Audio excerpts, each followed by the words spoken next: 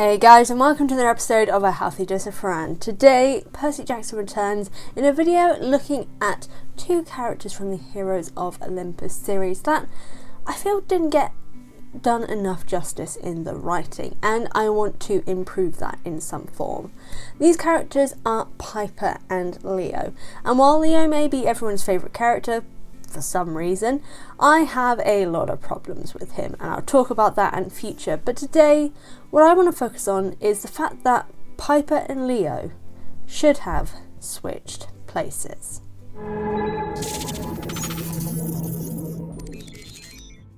Before I carry on, I want to remind you guys to be sure to hit that subscribe button down below if you haven't already. And yes, I'm using a pillow to symbolise hitting that subscribe button, because, you know, I'm that kind of person.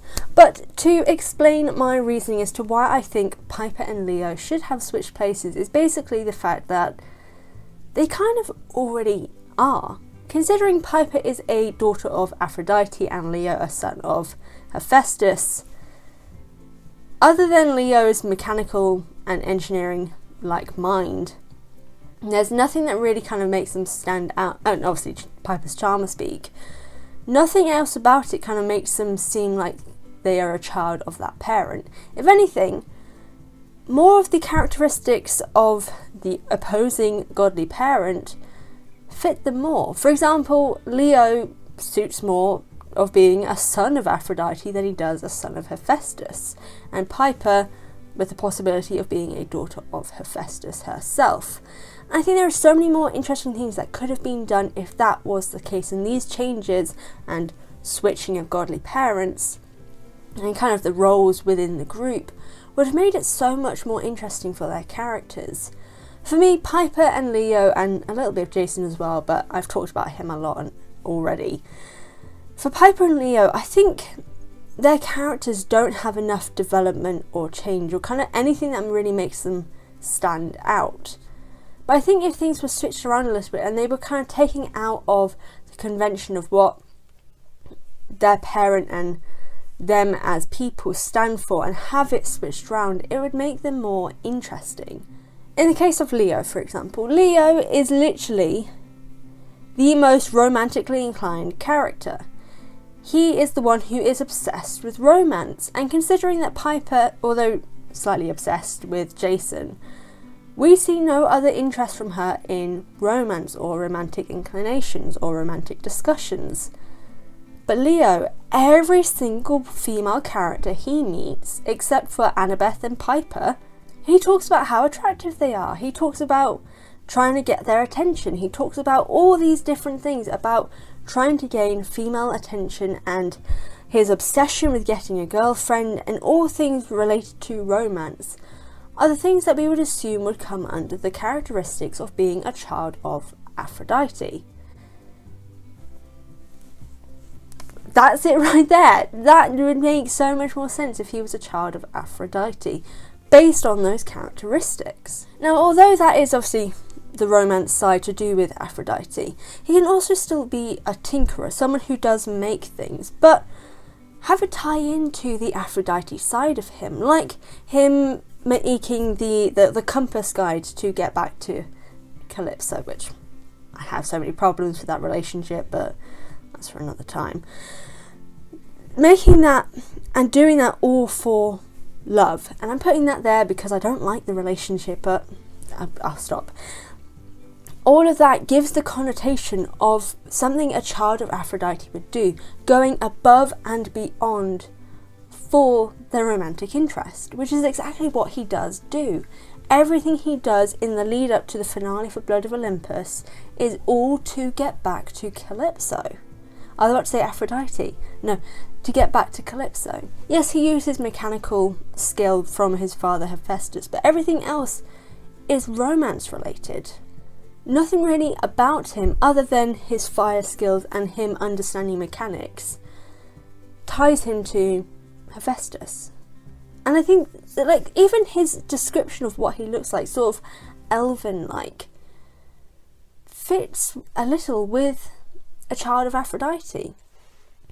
But what would also be interesting is the fact that physically he doesn't fit the characteristics of what people assume a child of Aphrodite to be, which would make it even more interesting. He would be the opposite of the stereotyping cliche of a child of Aphrodite. He is someone who is interested in intellectual thought and the fact that he's also a boy who is a son of Aphrodite, who is interested in love, who is interested in romance, who does things like huge romantic gestures because he wants to. That would have been so much more interesting, would have added a little bit more depth to his character, I think, other than him just kind of being a little bit creepy with all the romance stuff. It would give a little bit more of intention behind his actions, as well as the fact that just generally I think it fits his personality more than anything else. And then the same goes for Piper. Piper is highly intelligent and also kind of mechanical as well. Did anyone forget that she literally made Hephaestus come alive to the point that he can no longer be switched off? He is now a living AI. And Leo has no idea how she did that. That is Hephaestus level mechanical genius. And yes, I know she used her charm speak, but even then that doesn't really make sense for the charm speak to work on a machine. Hephaestus-like powers would make more sense. So having her being a child of Hephaestus and doing such things as being able to hotwire and steal cars and all these criminal activity things that she has done that relate to mechanics and engineering based objects could tie into her being a child of Hephaestus. And what would be even more interesting is finally we'd actually get a bit of depth to her character other than her being completely bloody obsessed with Jason.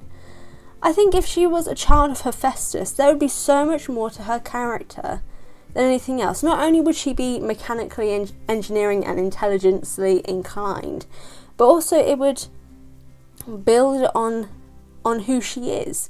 Because she would also be sort of the opposite of what people would expect of a child of Hephaestus, because she is classically beautiful, where most people would think a child of Hephaestus wouldn't be, because Hephaestus himself isn't particularly attractive.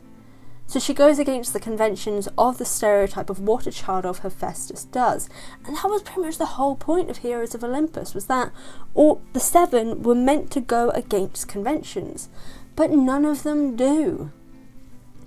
And it would make just the reason why I kind of think it would be so much better if she was a child of Hephaestus is firstly because her currently being a child of Aphrodite is the biggest insult to Aphrodite. She hates everything to do with Aphrodite. She despises everything to do with her cabin house. And she sees everything what that Aphrodite does as frivolous and unimportant and useless, which she's a hypocrite because she does the exact same things as Jason. But to do all that, it would be more, I don't know, either if she was going to stay a child of Aphrodite, just don't have her be like that, don't have her be that anti-love person to try and be cool. I don't even know the reason for it really, but if she was a child of Hephaestus, not only would it explain her being able to give life to Hephaestus, her ability to get control of the mechanics and basically all the things that she does do that led to her winding up in that school, and all the things that we know about what happens in Trials of Apollo as well, and just in general really, I think it'd be really interesting for her to be a child of Hephaestus, because it, again, same with Leo, she would be going against the stereotype of what people think children of Hephaestus are like. She is conventionally beautiful. She would be a girl who is into engineering and into mechanics and mathematics and intellectual things. She'd still have the same personality she has now, so she'd also be someone who's interested in romance outside of mechanics as well. She wouldn't be a loner, which for some reason is a thing that all Hephaestus children are about. They're all about being loners. And same with Leo, him being a loner and a child of Aphrodite.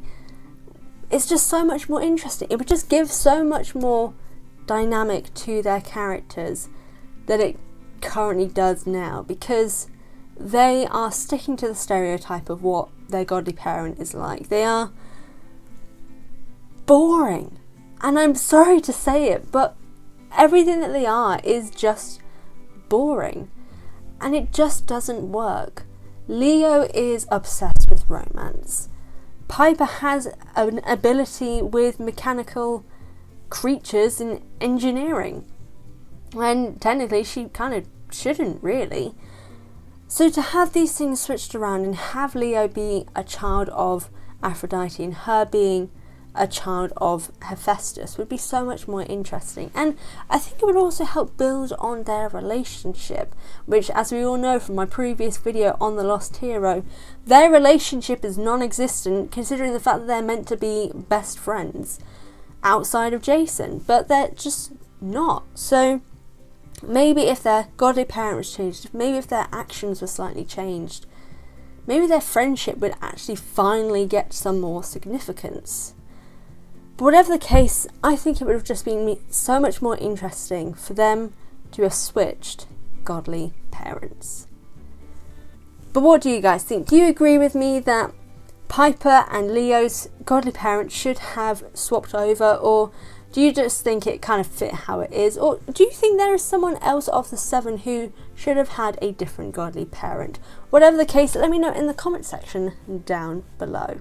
Before I sign off, I want to give a massive thank you to the fantastic artist of today's thumbnail, Birdman MT, their artwork is incredible. I love them.